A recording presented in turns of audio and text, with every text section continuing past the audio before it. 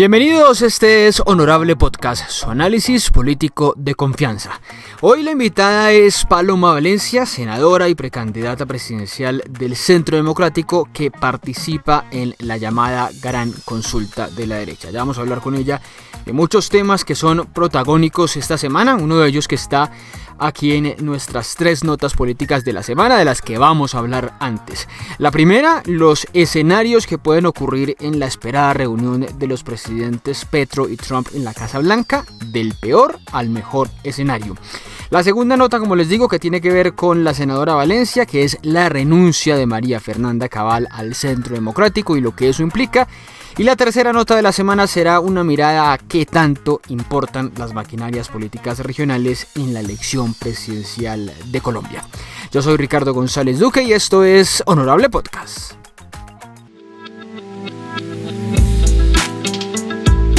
Honorable Podcast, para que hablemos de política con ideas, sin insultos. Se acerca el esperado encuentro entre los presidentes Petro y Trump en la Casa Blanca en Washington, que será este martes 3 de febrero. Y por eso les voy a hablar de esos 3 posibles escenarios de esa reunión: el peor, el regular y el mejor.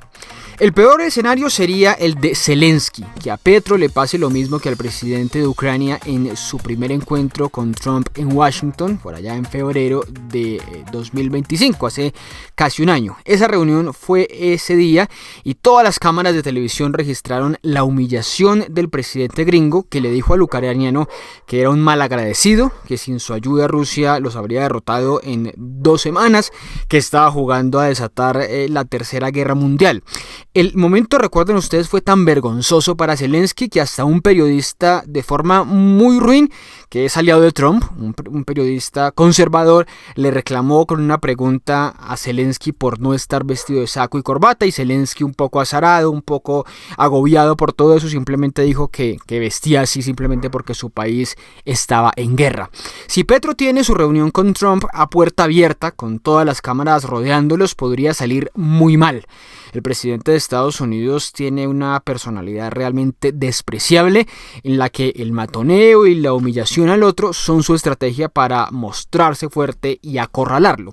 Y no sería descartable que la reunión entonces sea para ratificar ante las cámaras y frente a frente las acusaciones y amenazas que el régimen gringo ha hecho contra el presidente colombiano, quien también ha descalificado a Trump, recuerden ustedes, y también lo ha hecho con la derecha gringa que comanda el secretario de Estado Marco Rubio, esa ultraderecha que está en la Florida.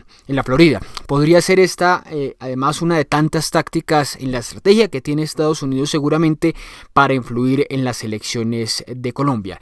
Y si a eso le sumamos que Petro, que claramente no se va a quedar callado, podría responder en vivo y en directo ante las cámaras con temas tan sensibles para los estadounidenses en este momento, como la persecución a los migrantes en las calles de Estados Unidos y esas protestas que hay, por ejemplo, en Minneapolis contra el escuadrón antimigrantes de Trump, el ICE, pues la cosa podría salir realmente desastrosa.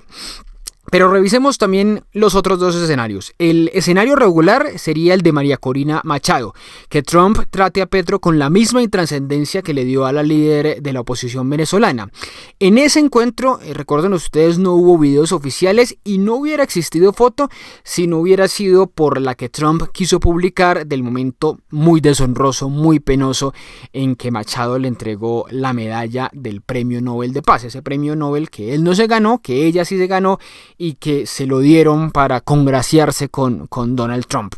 Una reunión privada después de la tensión y el duro intercambio de mensajes que han tenido todo este año Petro y Trump, todo este año digo desde el año pasado, 2025, pues podría bajar al presidente colombiano de esa nube de que el encuentro bilateral es determinante para la humanidad, como él dijo en su discurso de esta semana, pero lo positivo es que de esa forma podría evitarse ese enfrentamiento público que ocurrió con Zelensky, un enfrentamiento entre ambos que podría afectar aún más las relaciones con los gringos. Además, aunque parece ya estar definida la agenda del encuentro en 3 temas, que son seguridad, comercio y narcotráfico, pues un encuentro privado podría de alguna manera permitirle a Petro ser más flexible e incluir temas de su agenda propia como la migración de los latinos o el cambio climático. Y el mejor escenario sería para Petro el del ministro sirio Ahmed al-Shara. El mejor escenario es que a Petro le pase eso que le pasó al primer ministro de ser señalado por Trump a ser halagado. Al-Shara es miembro o fue miembro de Al-Qaeda, de esta organización terrorista que estuvo detrás de los atentados del 11 de septiembre. Estados Unidos persiguió y encarceló a este hombre, pero ahora manda en Siria después de haber derrocado a Bashar al-Assad, y por eso Trump lo terminó recibiendo, aunque lo recibió a puerta cerrada, y después de ese encuentro dijo simplemente que era un líder fuerte y que le caía muy bien, que esas son las expresiones que suele utilizar Trump, muy básicas, pero que da muestra de sus amores y sus odios. Ese giro de 180 grados con Petro no sería descartable, sobre todo después de que Trump dijera, después de la llamada con el presidente colombiano, que había sido un honor hablar con él, y después también de que Marco Rubio afirmara también en los últimos días que Petro era un ejemplo para la democracia porque había sido elegido democráticamente. Entonces, por cuenta de eso, hay quienes no descartan que quizá los gringos, con el régimen de Trump a la cabeza, pues quieran utilizar a Petro de alguna manera como una especie de mediador en esa transición venezolana. Así que lo cierto es que con un imprevisible Trump y con un inquietante Petro, pues cualquier escenario del peor al mejor es posible que pase en esta reunión del próximo martes. Hablamos ahora de la renuncia de María Fernanda Cabal al Centro Democrático, que puede ser el inicio de una nueva era en la derecha sin Uribe. Y aunque es bueno que surjan nuevos liderazgos, realmente esta transición no necesariamente es positiva por ese peligroso ascenso de la extrema derecha que yo ya les he contado y advertido tantas veces por acá, que buscaría ahora tener y armar un nuevo partido.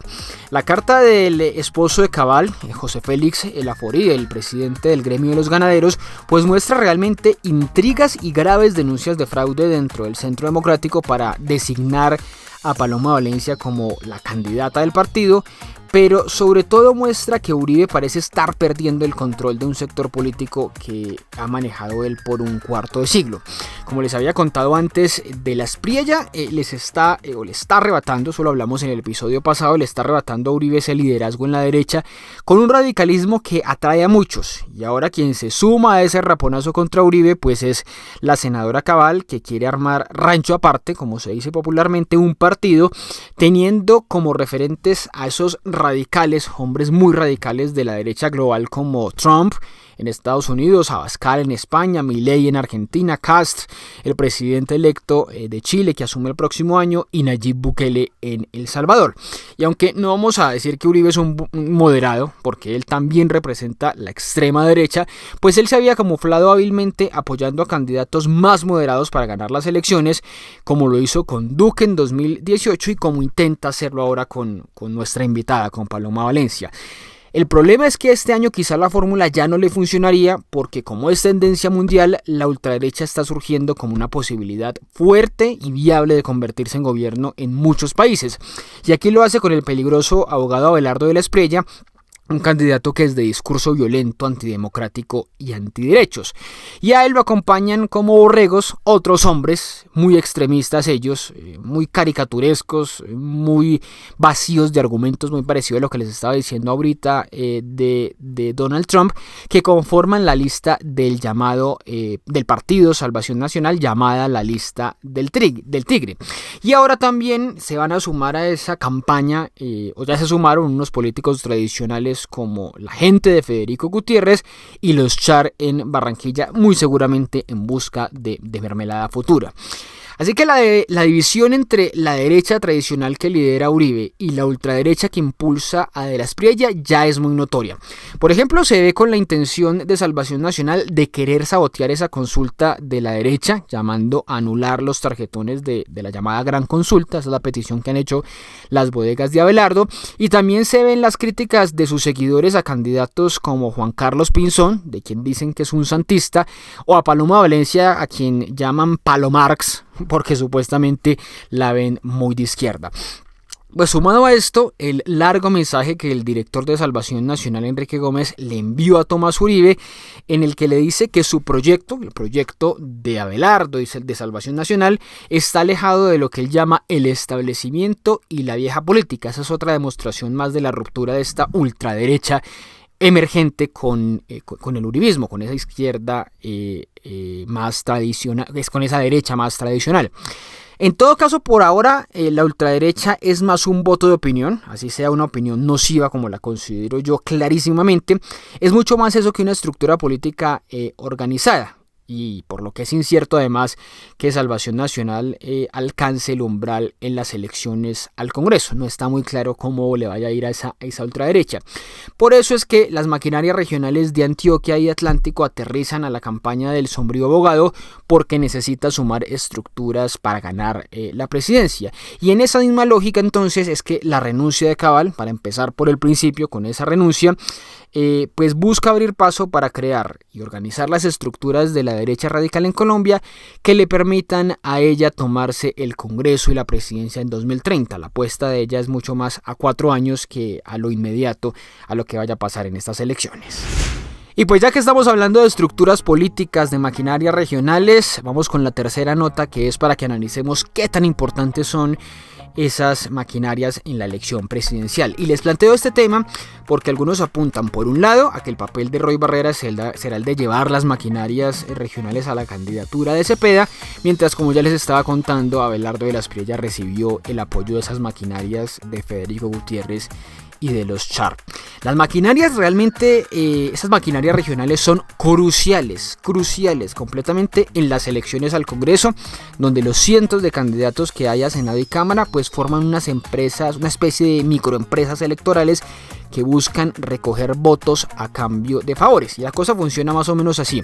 El ciudadano que busca un beneficio, ya sea un puesto o un contrato del futuro congresista, pues debe garantizarles algunos votos a ese candidato. Así que por estos días lo que vemos en muchos lugares, en muchas entidades públicas y en muchas ciudades del país en general, son esas planillas para anotar esos votos comprometidos, algo que ocurre realmente en todos los partidos, sobre todo donde hay listas abiertas, porque ahí la gente tiene que marcar el numerito de un candidato específico, y eso es sin importar la ideología, eso es de izquierda a derecha sin distingo.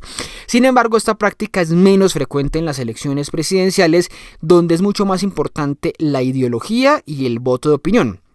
Así que miremos un poco cómo se han movido esas maquinarias regionales en las últimas elecciones presidenciales para tener una idea de qué puede pasar en estas de 2026. Miren, en el 2014, cuando Juan Manuel Santos ganó la reelección, las maquinarias fueron decisivas al revertir esa tendencia que había y que favorecía al uribista Óscar Iván Zuluaga, quien había ganado la primera vuelta. Imagínense eso, el candidato que enfrentaba al presidente que se iba a reelegir ganó la primera vuelta, y pues eso obviamente prendió todas las alarmas en el santismo.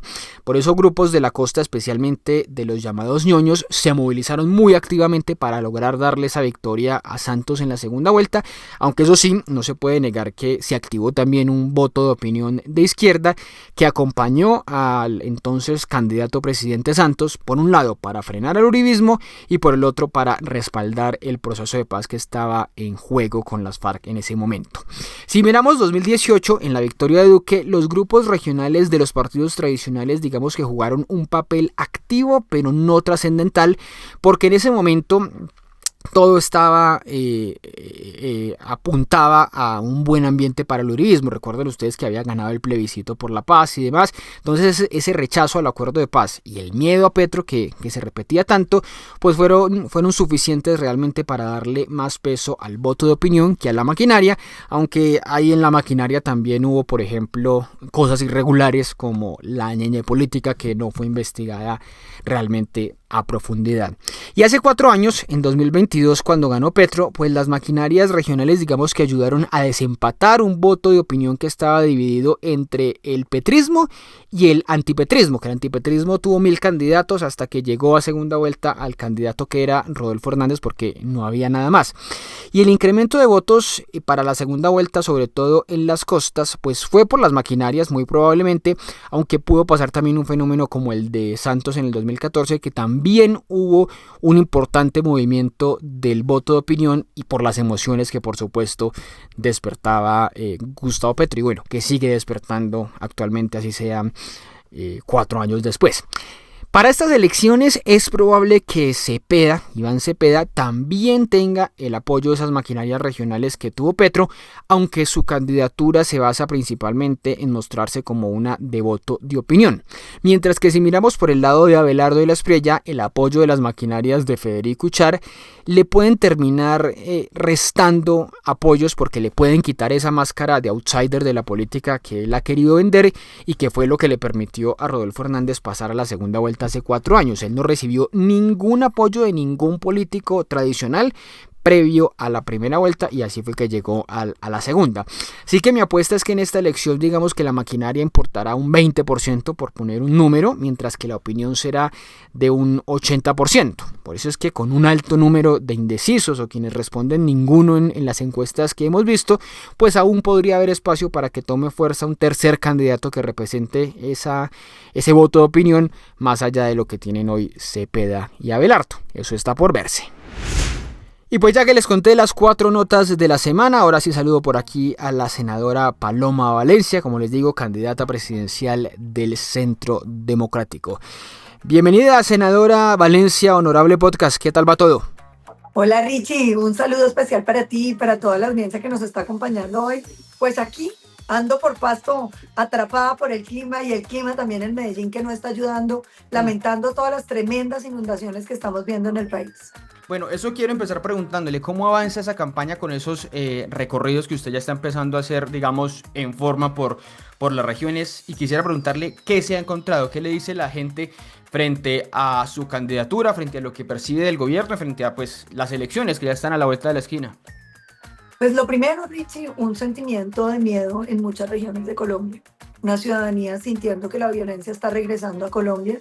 Estos últimos días que hemos estado aquí en el suroccidente, pues por supuesto las mayores críticas son el abandono total del Estado a la seguridad. Es que Petro, con la paz total, lo que hizo fue entregarle el territorio a los violentos y la gente está asustada.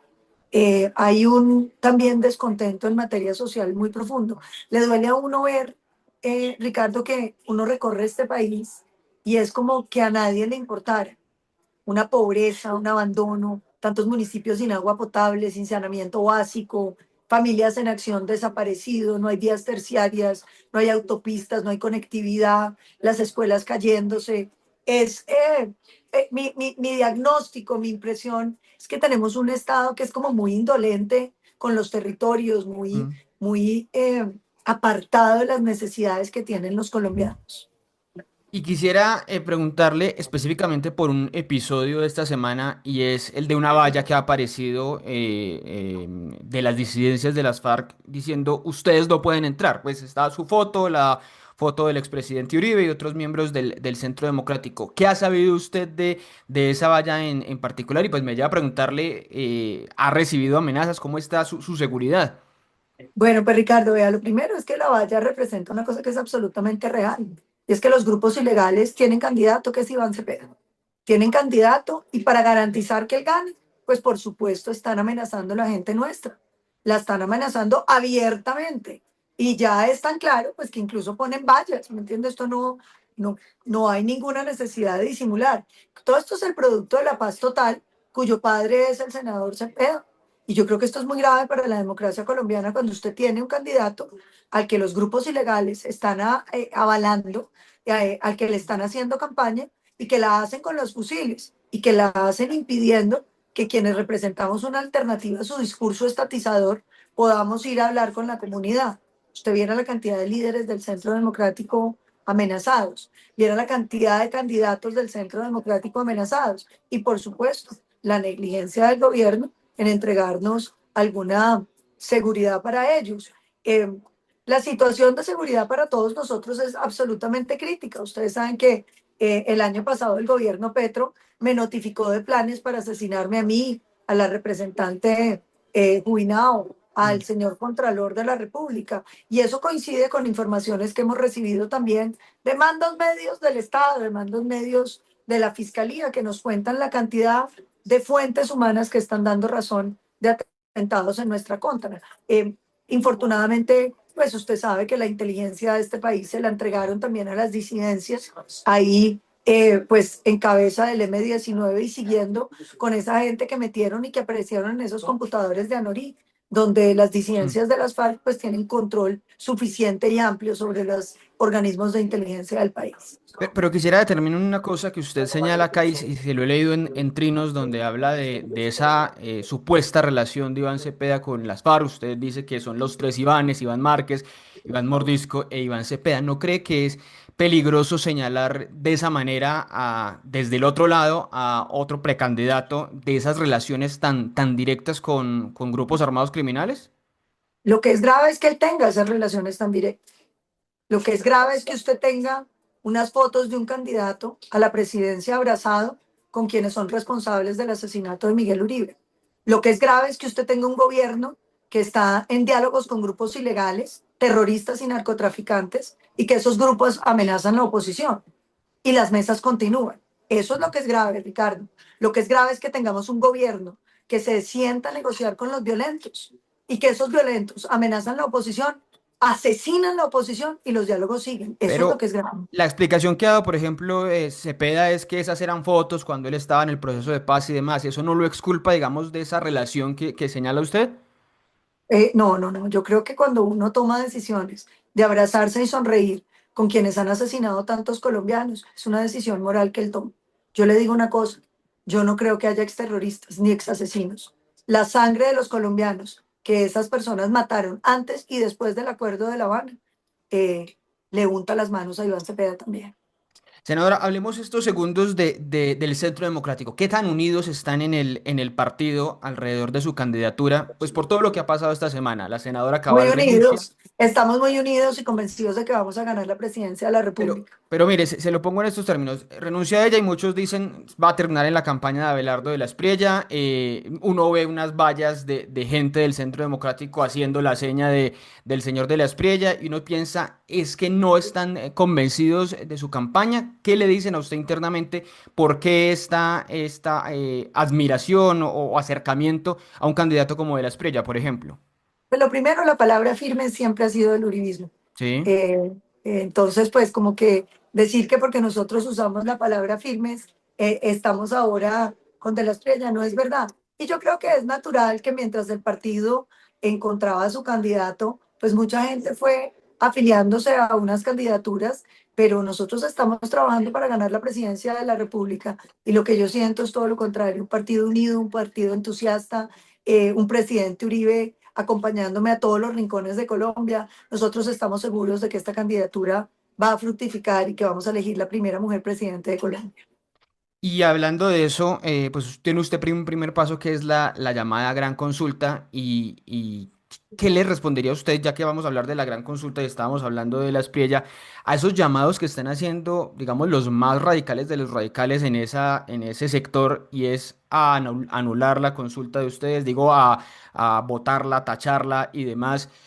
Porque, pues, por supuesto, no quieren que esa gran consulta que ustedes representan se haga muy fuerte frente a Abelardo de la Espriella. ¿Qué responderles a esos que llaman a sabotear esa gran consulta del 8 de No, yo marzo? lo primero que le diría a todos es que nos acompañen, porque esta va a ser una medición entre la izquierda y el resto de las fuerzas de este país. Sería muy grave que la consulta de Iván Cepeda gane.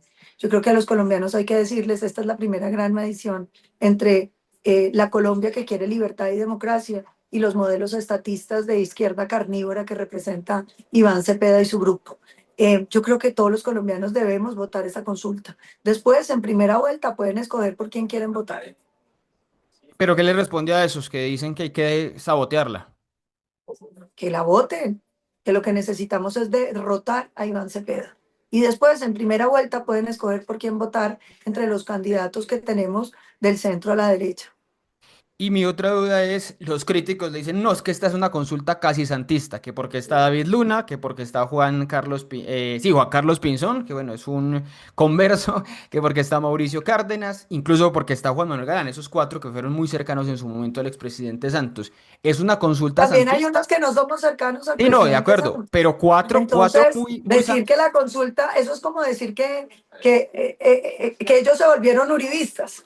Pues no, cada uno tiene su particularidad, su historia política, y lo que hay aquí es un deseo de que los colombianos podamos entender que necesitamos unidad para poder ganar. O nos unimos o nos ganan. O nos unimos y somos capaces de aprender a caminar juntos, o esta amenaza de la estatización, esta amenaza de la izquierda carnívora, del modelo que puede destruir nuestra democracia, puede ganar. Yo creo que aquí todo lo que tenemos que tener claro es que la unidad es una fortaleza, no una debilidad.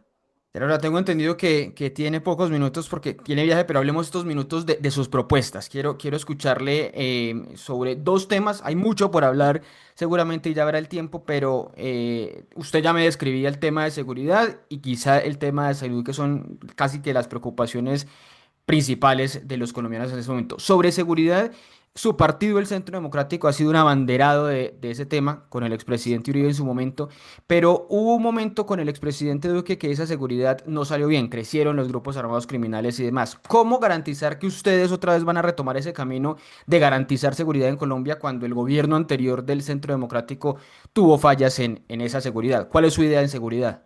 Vea, lo primero es decir que al presidente Duque le tocó muy complicado porque esos acuerdos de La Habana limitaron la capacidad que tuvo el gobierno de combatir las drogas. El gran problema es que, Ricardo, si nosotros tenemos grupos narcoterroristas llenos de plata, es imposible que podamos derrotarlos. Hoy, simplemente por narcotráfico, están recibiendo 65 billones de pesos, mientras que el presupuesto general de defensa tiene 64. Y a los grupos ilegales hay que sumarle lo que están haciendo en oro ilegal, cuando la onza Troy está a 4.800, $5.000.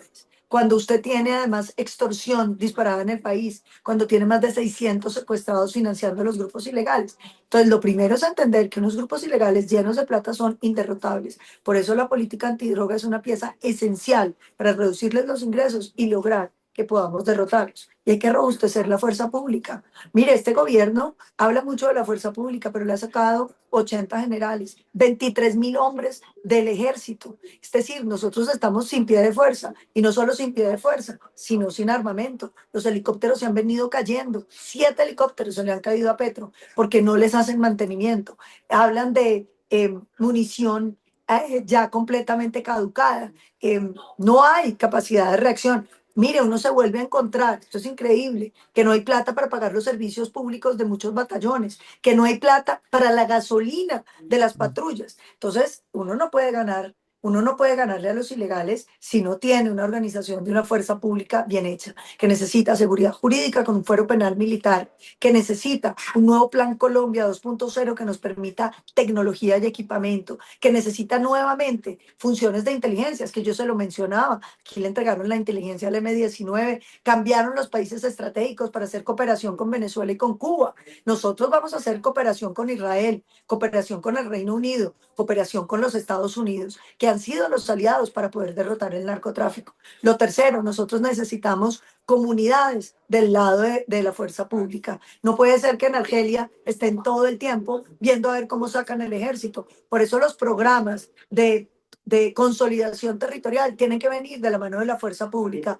Nosotros necesitamos que la fuerza pública y la ciudadanía estén unidos para que sean un puño de acero para derrotar a esa criminalidad. Por eso la sustitución tiene que hacerse forzosa, pero con ingresos dignos para todos los campesinos, que los hagan socios de las empresas de transformación, aguacate, pero con fábricas de aceite de aguacate, palma, pero con fábricas extractoras de aceite, y los campesinos asociados con los privados para tener buenos ingresos. Nosotros aquí tenemos que pensar que hay que restablecer el principio de legalidad. Vamos a hacer con la rama judicial una gran reforma que nos permita mejorar temas de flagrancia, temas de cadenas de imputación, sobre todo en lo urbano, pero lo más importante, dejar claro que nuestro gobierno no cree en la tal violencia política. Aquí solamente hay una pena para los criminales, para los secuestradores, no importa la afiliación política. Todos, con los corruptos, van a la cárcel. Senora, me quedo ahí con una pregunta sobre seguridad antes de avanzar en salud y es lo relacionado con ese fortalecimiento de las fuerzas militares que usted y muchos candidatos plantean, pero se lo pregunto en estos términos, ¿cómo garantizaría usted que ese fortalecimiento de las fuerzas militares, esa presencia tan activa, no se convierta o no signifique otra vez abusos como los que se vivieron, digamos, en el gobierno, por ejemplo, el expresidente Uribe, traducidos en falsos positivos. ¿Cómo evitar esos incentivos perversos, por ejemplo? Yo creo que es muy claro que uno tiene que aprender de las cosas que han pasado. Primero, no hubo incentivos en el gobierno Uribe. Lo que hubo fue delincuencia dentro de la fuerza pública. Y por eso hay que tener un gran entrenamiento, que yo creo que es clave porque los procedimientos ayudan a que la gente pueda mantenerse por la línea de la legalidad. Colombia seguramente necesita una ley de uso de la fuerza, donde podamos establecer con absoluta y meridiana claridad cuáles son las acciones de la fuerza pública, cuáles son sus límites, cuáles son sus competencias. Lo segundo, el entrenamiento de la fuerza pública en valores y en derechos humanos, porque uno necesita que la seguridad se imponga sin miedo para la ciudadanía. Y bueno, y hablemos de salud, senadora. Teníamos un país con una ley que era la Ley 100 que había sido modificada varias veces y entra el gobierno Petro a hacer una serie de intervenciones para tratar de cambiar este modelo, digamos, estatizarlo como usted lo ha planteado. ¿Qué habría que hacer con la salud si usted es presidenta? Porque muchos dicen, yo no quiero pensar en ese mismo modelo de la Ley 100 que lleva más de 30 años y que tiene muchas falencias, pero tampoco quiero esta realidad que estoy viviendo hoy con el modelo que ha intentado implementar el gobierno del presidente Petro. ¿Hay una tercera opción? Ricardo, yo creo que uno tiene que entender que los modelos perfectos no existen. Mm. Si usted va al Reino Unido, pues va a encontrar la gente quejándose también por el modelo de salud, o va a Canadá. Colombia había hecho un gran esfuerzo y en algo que los colombianos éramos muy buenos era en salud. Hoy los colombianos lo están entendiendo, porque nosotros teníamos un sistema que había logrado, con los pocos recursos de este país, una cobertura completa de la ciudadanía, tratamiento, llamaban enfermedades catastróficas, y eran catastróficas porque el ciudadano que las sufría tendría que ir a casa para poderse hacer tratar, y si no, pues no lo iban a tratar. Nosotros logramos un equilibrio entre pocos recursos, pocos médicos, pocas enfermeras, poquiticos especialistas y una atención bastante sorprendentemente buena. Lo que pasa es que los colombianos nos convencieron de que la ley 100 era muy mala. Yo creo que uno tiene que retomar los elementos esenciales de esa ley. Primero, una salud y un sistema solidario, es decir, Mm. que con la plata de todos pagamos lo de todos y que la cobertura para los más ricos y los más pobres es exactamente la misma. Segundo, que tiene libertad el ciudadano de elegir, porque es que la competencia es fundamental, Ricardo. Cuando usted lo atiende bien, usted se puede quedar en una EPS, pero que si lo atiendan mal, se pueda salir. Imagínense todos metidos en la Petrosalud que nos están ofreciendo hoy. ¿Cuál es la alternativa? Ninguna. Fíjense lo que ha pasado con las tutelas, Ricardo, que es muy grave. Un crecimiento de más del 80% en tutelas y ninguna es acatada, porque simplemente los interventores de Petro acumulan y acumulan días de arresto. El señor que tenían en la nueva EPS, que ahora está de superintendente, Ricardo, oiga esto, tiene Mm. 10 años de días de arresto por incumplimiento de tutelas. Entonces después cambian de interventor y el ciudadano tiene que volver a empezar a poner las tutelas que le sirven para nada. Creo que hoy los colombianos se están dando cuenta que nosotros teníamos cosas que funcionaban y las cosas buenas uno las debe conservar. ¿Qué necesitamos? Lo nuevo. Una UPC diferenciada, Ricardo, es decir, que cuando usted está hablando de un paciente, usted no puede decir que por todos los pacientes, por todos Paga los igual. ciudadanos pagamos lo mismo. Mm. ¿Por qué? Porque entonces las EPS quieren los pacientes sanos, pero expulsan a los pacientes enfermos. Si los pacientes enfermos son los que tienen los recursos, las EPS van a pelear por esos pacientes enfermos y eso nos va a permitir que les ofrezcan mejores tratamientos, más servicios, porque las EPS se pueden empezar a especializar. Una EPS dedicada a todo lo que tiene que ver, por ejemplo, por diabetes. Y entonces usted tiene unos megapaquetes y empieza a buscar a todos los diabéticos del país porque usted ya tiene unas economías de escala, unos procedimientos y unas atenciones. Necesita además mucho compromiso de los colombianos de no quedarse donde no los atiendan bien. Y esto me parece especialmente crucial para el tema de discapacidad. Hoy, una familia pobre que tiene un niño, un mayor, un adulto en condición de discapacidad, le cae una carga que es casi imposible, porque terminan teniendo que escoger entre trabajar y cuidar. El sistema de salud tiene que echar una mano en los temas de discapacidad, en las terapias, en la atención, en el cuidado. Y aquí vamos a meterle plata a esa UPC para discapacidad para que podamos tener una transformación positiva entre el tratamiento de la discapacidad, la atención, el cuidado, porque esos son ciudadanos que hoy están abandonados tanto por el sistema de educación como por el sistema de salud. Segundo tema, nosotros necesitamos mejorar los ingresos de los médicos y las enfermeras, especialmente en el sector público, donde usted se encuentra que no les pagan hace 5 meses. Por ahí en Cajicá había unas enfermeras que me contaban que el hospital de Tenjo lleva 5 meses sin pagar. Y no es el único. Usted va al Hospital San José de Popayán y es la misma historia, porque como la nueva EPS no les pagan, pues todo el mundo se está quebrando. Nosotros vamos a reconocer las deudas, vamos a pagar y vamos a sacar el sistema adelante, dándoles contratos de largo plazo, pero con una certificación de calidad. Tercero, necesitamos llevar a los hospitales de las regiones donde se necesite, incluso nuevos puestos de salud, tecnología. Uno necesita imágenes diagnósticas, conexión a internet, necesita inteligencia artificial y un hospital padrino, donde están los especialistas. Esto ha funcionado muy bien en el Valle de Lili con los hospitales del Pacífico. Allá hacen los exámenes. Necesita usted incluso ni siquiera un médico, los técnicos que saben manejar las máquinas, se mandan las imágenes, se mandan los resultados al especialista que está en Cali y ese especialista ayuda a hacer el diagnóstico, indica el tratamiento. 80% de los casos se pueden resolver in situ. Solamente 20% va a tener que moverse y esto es importante, usted ya lo lleva diagnosticado. Ya es digamos, lo que usted plantea, sí, un avance teniendo en cuenta esa ley 100. Vamos terminando, senador, que sé que tiene que viajar como me dicen, pero quiero hacerle una dinámica final que hago con los candidatos, 5 afirmaciones para que usted me responda verdadero o falso, qué opinión tiene. Mire, la primera es, se la leo textualmente. Los aumentos considerables del salario mínimo como los que ha hecho el gobierno Petro son negativos para la economía del país porque generan inflación y desempleo. ¿Eso es verdadero o falso?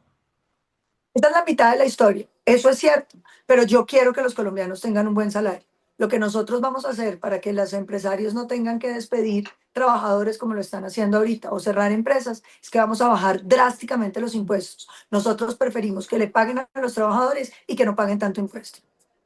La otra pregunta es, firmar la extradición de Gustavo Petro, si Estados Unidos la pide, sería positivo para mantener las relaciones con Estados Unidos.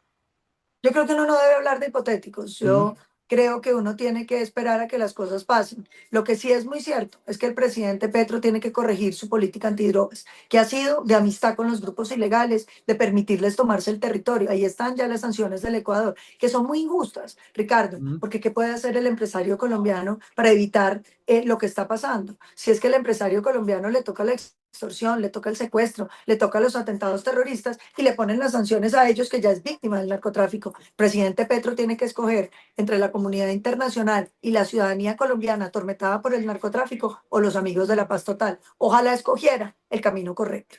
Bueno, y muy relacionado con eso del narcotráfico, ¿es buena idea autorizar al gobierno de Estados Unidos para que bombardeen lugares puntuales de Colombia donde se tenga certeza de que hay laboratorios de cocaína? ¿Verdadero o falso? Absolutamente no. Nuestra cooperación con los Estados Unidos ha implicado la formación, la capacitación de los miembros de la fuerza pública colombianos, que son los que harán las operaciones en Colombia. Bueno, la cuarta, eso tiene que ver con lo que estábamos hablando de salud, pero se lo repito, el servicio de salud en Colombia debe ser solamente prestado por empresas privadas a las que hay que controlar más para que no ocurra lo sucedido en las EPS. ¿Solo privados? No, no, no. Yo creo en el sistema mixto. Yo creo en la mixtura de las cosas. Usted tiene que tener EPS públicas, privadas, las comunitarias, que son maravillosas.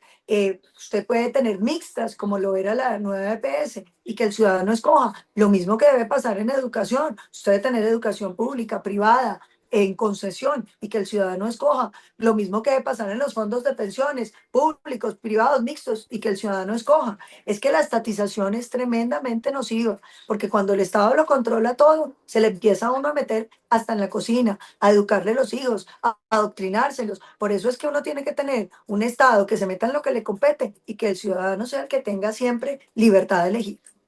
Y la última, hay que hacer alianzas con todo tipo de políticos con tal de evitar que continúen en el poder el petrismo o sus aliados. ¿Verdadero o falso? Falso. Yo creo que la política tiene que ser transparente, tiene que ser de manos limpias.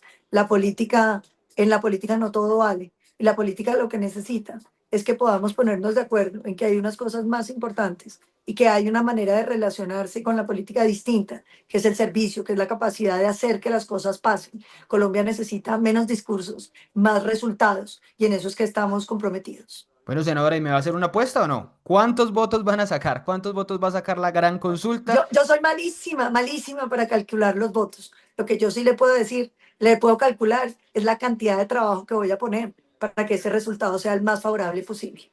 Usted está encabezando las encuestas de la gran Ante las consulta. encuestas, buenas, malas o regulares, hay una sola respuesta. Trabajar, trabajar y trabajar. Y la nueva novedad, trabajar. La del expresidente Uribe en el 2002, que era la Y hay respuesta que que era... sumarle un trabajar más, porque es ah, que las circunstancias del país son difíciles, querido Ricardo. Necesitamos revivir la esperanza de los colombianos. Yo veo a los colombianos a veces como alguien que se enamoró y que lo traicionan, le rompen el corazón y usted dice, yo no me vuelvo a enamorar nunca más.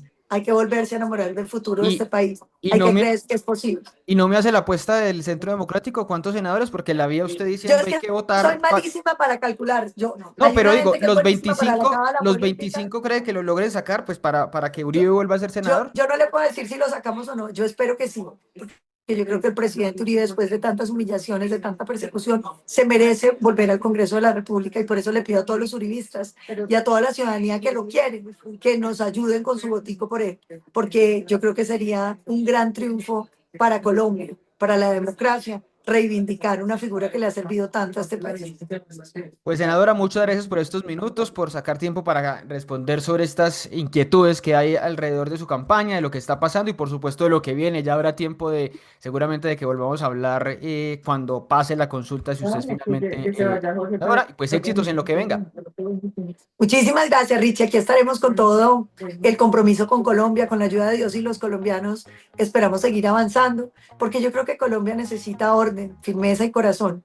Y estoy convencido que con esa fórmula lo mejor está por venir. Y a ustedes también muchas gracias por ver, por compartir, por comentar este contenido. Nos vemos en una próxima conversación con los candidatos a la presidencia de Colombia. Chao, chao. Honorable Podcast es producido por Ricardo González Duque.